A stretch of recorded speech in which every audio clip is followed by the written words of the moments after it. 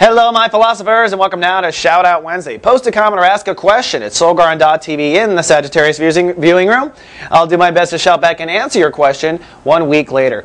Well, looks like it's cloudy today with a good chance of feeling sort of pissy, I think, for the Sagittariuses. That's because the combination of two planets. The moon has moved deep into Scorpio, putting emotional focus on your subconscious for the next 2 days. So for Sagittariuses, you'll literally be more conscious about your past or your subconscious than you will emotionally about your conscious. So this is a time where people do tend to project onto others. If someone really makes you sad, if someone really pisses you off, you've got to ask yourself, does this relate to a pattern in your life? And if that's the case, you've just gotten boom, a bingo, where you've realized something of your subconscious that is, in fact, probably a weed in your soul garden.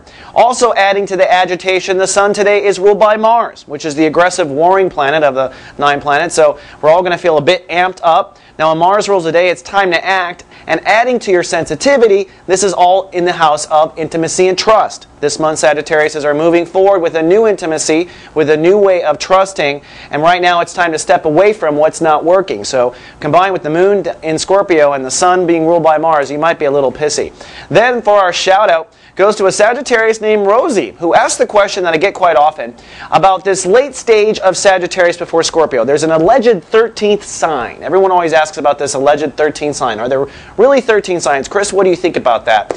You know, I don't think it really matters. The truth of the situation is, astrology is based on not those few stars that make a constellation. It's based on the 100 million stars, and that constellation Sagittarius is simply working as a marker.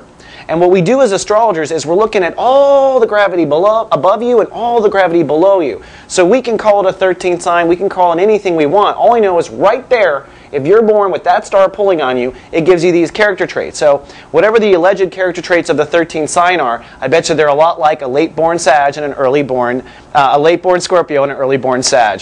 One last thing I do want to point out, we've got a new episode of Skip Jennings, the urban mystic, out today. We're releasing him now with Mars, so he can be your cheerleader for moving forward and taking that important Martian step. So if you're having a hard time taking care of yourself with your boundaries in Cancer, check out Skip Jennings. He's got some delightful information for you.